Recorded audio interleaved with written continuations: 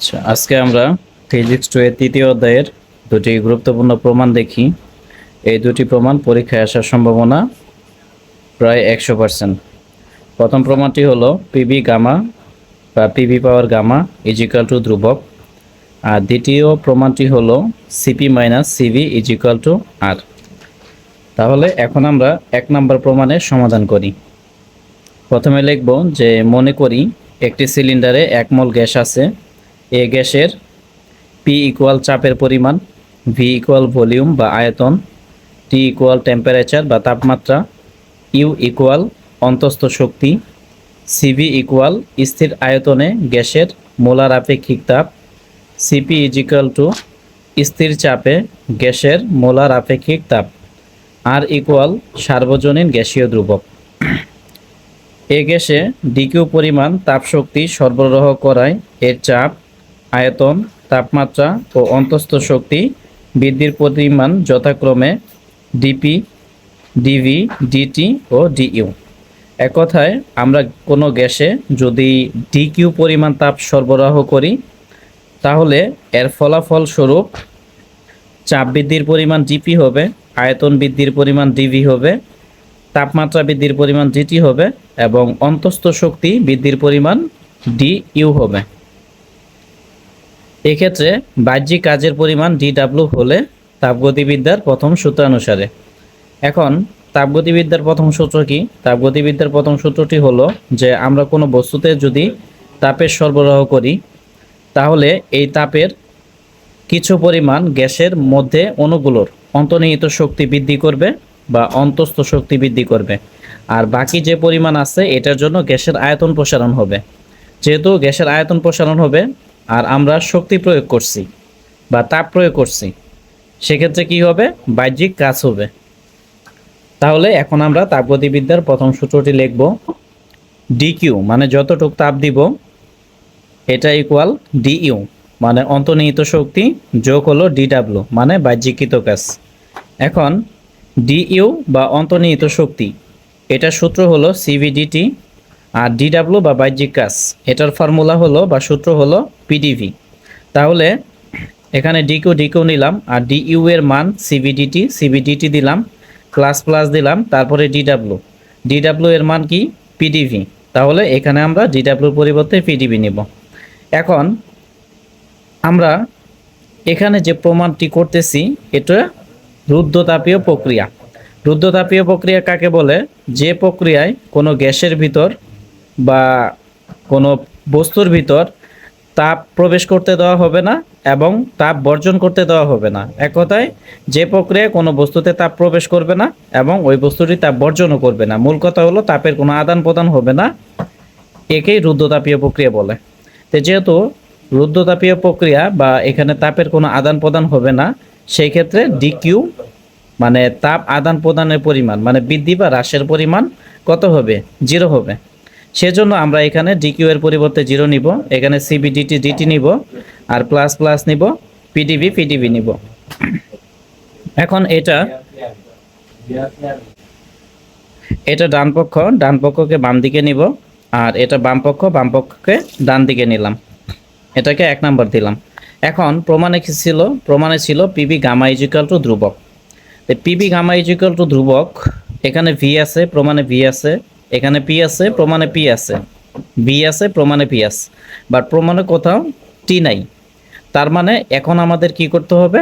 এই টি বা ডিটি এর মান বের করতে হবে। তাহলে মোলার গ্যাসের ক্ষেত্রে আমরা জানি পিবি ইজিক্যাল টু আরটি। এটার মূল সূত্র হলো পিবি ইজিক্যাল টু এনআরটি। যেহেতু এখানে মোলার গ্যাসের আয়তন কত? 1 মোল, তার মানে পিবি ইকুয়াল টু এনআরটি। এখানে এন এর মান 1, তাহলে এন এর মান 1, এই 1 এর সাথে আরটি গুণ করলে কি আরটি হবে, তার মানে পিবি ইকুয়াল টু আরটি। এখন যেহেতু আমাদের ডিটির মান বের করতে হবে, সেজন্য আমরা উভয় পক্ষে টি এর সাপেক্ষে অন্তরীকরণ করব। তাহলে টি এর সাপেক্ষে অন্তরীকরণ করার জন্য এদিকে ডিটিটি নিলাম, এদিকেও ডিডিটি নিলাম। এখন ডিফারেন্সিয়েশনের একটি সূত্র হলো DDX UV equal to UDDX V plus হলো ভিডিডিএক্স ইউ। তাহলে এই সূত্রটি এখানে আমরা অ্যাপ্লাই করব। তাহলে এখানে ডিডিটিকে ডিডিএক্স ধরবো, আর পিকে ইউ ধরবো, ভিকে ভি ধরবো। তার মানে কি ডিডিএক্স ইউ ভি। তো এটা সূত্র কি, ইউ ডিডিএক্স ভি প্লাস হলো ভি ডিডিএক্স ইউ।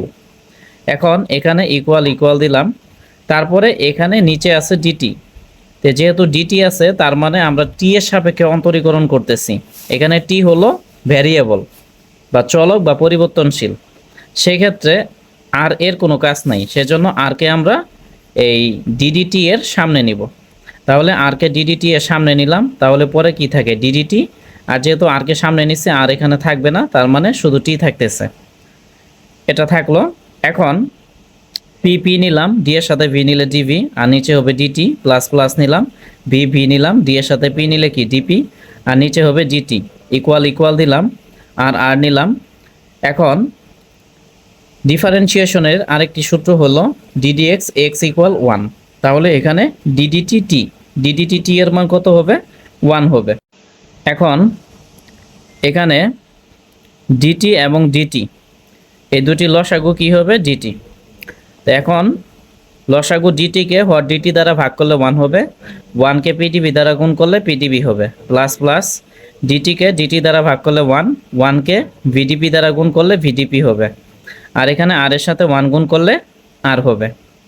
তারপরে যেহেতু ডিটি নিচে আছে, এটাকে এদিকে পাস করলে উপরে চলে যাবে, বা ভাগ অবস্থায় আছে এদিকে পাস করলে গুণ হয়ে যাবে। আর আর যেহেতু উপরে আছে, এটাকে এদিকে পাস করলে নিচে চলে আসবে, বা এখানে গুণ অবস্থায় আছে এদিকে পাস করলে ভাগ হয়ে যাবে। তো সেজন্য আমরা আরকে নিচে নিব আর ডিটিকে উপরে নিব। তাহলে এখন PDV plus VDP by R equal DT. তাহলে আমরা লিখতেই পারি যে DT is equal to PDV plus হলো ভিডিপি ডিভাইডেড বাই আর। এক কথায় ডান পক্ষকে বাম পক্ষে নিলাম এবং বাম পক্ষকে ডান পক্ষে নিলাম।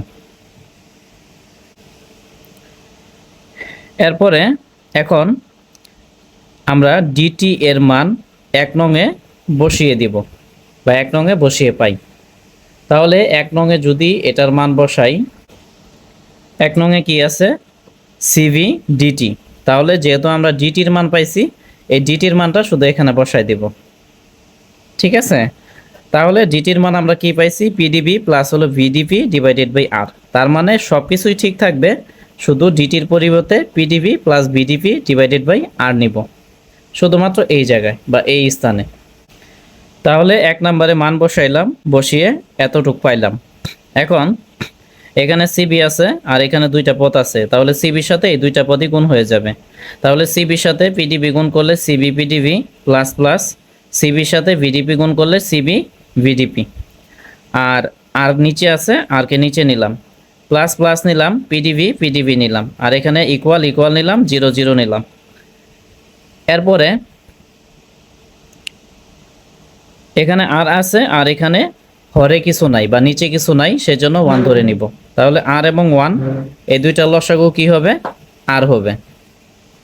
তাহলে লসাগু আর হলো, এখন আর কে আর দ্বারা ভাগ করলে 1 হবে, 1কে লব দ্বারা গুণ করলে যা আছে তাই হবে। তারপরে এখানে প্লাস প্লাস নিলাম, এখন এখানে আর আর এখানে 1, তাহলে আর কে 1 দ্বারা ভাগ করলে আর হবে, এই আর কে পিডিভি দ্বারা গুণ করলে আর পি ডিভি হবে। তারপরে ইকুয়াল ইকুয়াল নিলাম, 0 0 নিলাম। এখন এরপরে এখানে উপরে যা আছে আমরা তাই রাখবো, আর আর নিচে আছে এটাকে এদিকে পাস করলে উপরে চলে যাবে। এক কথায় এখানে ভাগ আছে, এদিকে পাস করলে 0-র সাথে গুণ হয়ে যাবে, তার মানে 0 গুণন আর। তাহলে এখন এখানে আর আছে, প্রমাণে কোথাও আর নাই, প্রমাণে আছে PB gamma is equal to ধ্রুবক। যেহেতু প্রমাণে আর নাই সেজন্য আর এর মান বসাই দিব। তাহলে আর এর মান কি R is equal to CP minus CB.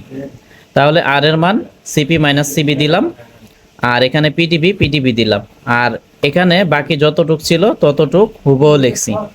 আর এখানে ইকুয়াল ইকুয়াল নিলাম, আর এর সাথে 0 গুণ করলে 0 হবে, এটা করলাম। আচ্ছা, তারপরে এখন এখানে সিবি পিডিবি সিবি পিডিবি নিলাম, plus plus CB VDP CB VDP নিলাম, প্লাস প্লাস। এখন এখানে আছে পিডিবি আর এখানে পদ আছে দুইটা, এই দুইটা পদের সাথেই পিডিবি গুণ অবস্থায় আছে। তাহলে সিপির সাথে পিডিবি গুণ করলে সিপি পিডিবি মাইনাস মাইনাস দিলাম, তারপরে সিবির সাথে পিডিবি গুণ করলে সিবি পিডিবি হবে ইকুয়াল জিরো নিলাম। এখন এখানে সিবি পিডিবি এটা চিহ্ন প্লাস, আর এখানে সিবি পিডিবি এটা চিহ্ন মাইনাস, তার মানে এটা এবং এটা দুইটা কাটা দিব। তাহলে কাটা দিলে কি থাকবে, এই পদটা থাকবে আর এই পদটা থাকবে, দুইটা পদ নিলাম। এখানে ইকুয়াল জিরো নিলাম। আচ্ছা, এখন এখানে সিবি আছে আর এখানে সিপি আছে, প্রমাণে সিবি বা সিপি কোনোটা নাই, প্রমাণে আছে গামা। তাহলে গামা কিভাবে আনবো? গামা সূত্র হলো সিপি বাই সিবি। তার মানে এখানে সিপি আছে, ভাগ দিয়ে সিবি নিতে হবে। তো ভাগ দিয়ে সিবি নেওয়ার অর্থ কি? এই সিপিকে সিবি দ্বারা ভাগ করা।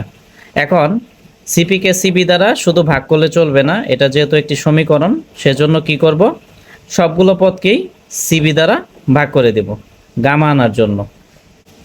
তাহলে উভয় দিক থেকে সিবি দ্বারা ভাগ করলাম, উভয় পক্ষে সিবি দ্বারা ভাগ করে।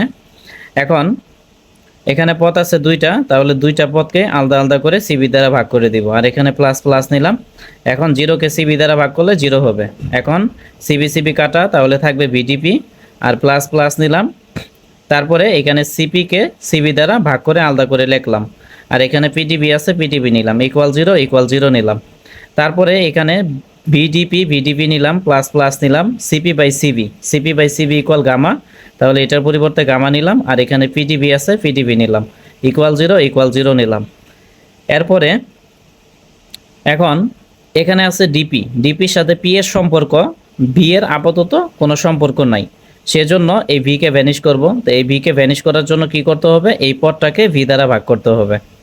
আবার এখানে ডিভি আছে, ডিভির সাথে ভি এর সম্পর্ক, পি এর তেমন কোনো সম্পর্ক এখানে নাই, ম্যাথমেটিক্যালি নাই, সেজন্য আমরা কি করব, এই পিকে ভ্যানিশ করব। তো পিকে ভ্যানিশ করার জন্য অবশ্যই এই পদটাকে পি দ্বারা ভাগ করতে হবে। তাহলে এখানে ভি দ্বারা ভাগ করতে হবে, এখানে পি দ্বারা ভাগ করতে হবে। এখন এখানে যদি ভি দ্বারা ভাগ করি, শুধু এটাকে ভাগ করলে চলবে না, পুরো সমীকরণকেই ভি দ্বারা ভাগ করতে হবে। আবার এখানে পি দ্বারা যদি ভাগ করি, শুধু এখানে করলেই হবে না, পুরো সমীকরণকেই পি দ্বারা ভাগ করতে হবে। তার মানে পি এবং ভি দ্বারা সমীকরণের উভয় পক্ষে কি করতে হবে, ভাগ করতে হবে। যেহেতু এখানে একটা দুইটা আর এদিকে একটা পদ আছে তিনটা, তাহলে তিনটা পদকেই পিবি দ্বারা এবং পিবি দ্বারা ভাগ করলাম। এখন এখানে বিবি কাটা যাবে, তাইলে উপরে থাকবে ডিপি আর নিচে থাকবে পি, প্লাস প্লাস গামাকে বের করে নিলাম। এখন এখানে পিপি কাটা, তাহলে উপরে থাকবে ডিভি আর নিচে থাকবে কি ভি, আর জিরোকে পিবি দ্বারা ভাগ করলে জিরো হবে। এখন আমাদের কাজ কি, আমাদের কাজ হলো যে উভয় পক্ষে সমাকলন করে দেওয়া, সেজন্য আমরা এখানে এবং এখানে দুই দিক থেকেই সমাকলন করে দিব। তাহলে দুই দিক থেকে সমাকলন করে দিলাম। এখন এখানে ইন্টিগ্রেশন ডিপি বাই পি এটা নিলাম, প্লাস প্লাস দিলাম। ডিবির সাথে বি এর সম্পর্ক, গামার এখানে কোনো সম্পর্ক নাই, সেজন্য গামাকে সামনে আনলাম, তারপরে ইন্টিগ্রেশন নিলাম, তারপরে ডিবি বাই ভি নিলাম, ইকুয়াল জিরো দিলাম। এখন ইন্টিগ্রেশনের একটি সূত্র হলো integration DX by X is equal to log X. তাহলে ইন্টিগ্রেশন ডিপি বাই পি মানে এই সূত্র অনুসারে কি হবে, log P, plus plus gamma দিলাম, ইন্টিগ্রেশন ডিবি বাই ভি এটা সূত্র হবে log V, equal integration sign যখন আমরা তুলে দিব তখন একটা ধ্রুবক নিতে হবে। তাহলে সি কে ইন্টিগ্রেশন ধ্রুবক নিলাম, সি হলো ইন্টিগ্রেশন ধ্রুবক। এখন এখানে বিষয় হলো যেহেতু এখানে লগ আছে এখানেও লগ আছে, এই দুইটার সাথে মিল রাখার জন্য এখানেও লগ নিলাম। এখন এখানে লগ পি নিলাম, প্লাস প্লাস নিলাম। তারপরে গামা হলো লগের সহগ বা লগারিদমের সহগ। লগারিদমের ক্ষেত্রে সহগকে সূচক করা যায়, মানে এখানে সহগ হিসাবে আছে, এটাকে আমরা পাওয়ার করতে পারি। তাহলে ভি এর উপর পাওয়ার করে দিলাম। আর এখানে লগ সি নিলাম। এখন এখানে লগ আছে এখানে লগ আছে, লগ কমন নিলাম, কমন নিলে এখানে থাকবে পি আর এখানে থাকবে ভি পাওয়ার গামা। আর যেহেতু প্লাস আছে, প্লাসের পরিবর্তে মাঝখানে গুণ চিহ্ন হবে, কিন্তু মাঝখানে গুণ চিহ্ন দেওয়ার এখানে আপাতত প্রয়োজন নাই। ইকুয়াল নিলাম, লগ সি নিলাম। এখন দুই দিক থেকে লগ কাটা দিলাম, কাটা দিলে কি থাকবে, এখানে পিবি পাওয়ার গামা আর এখানে থাকবে সি। তাহলে অর্থাৎ PB power gamma is equal to C. C মানে কি, ধ্রুবক বা কনস্ট্যান্ট। এটাই প্রমাণিত।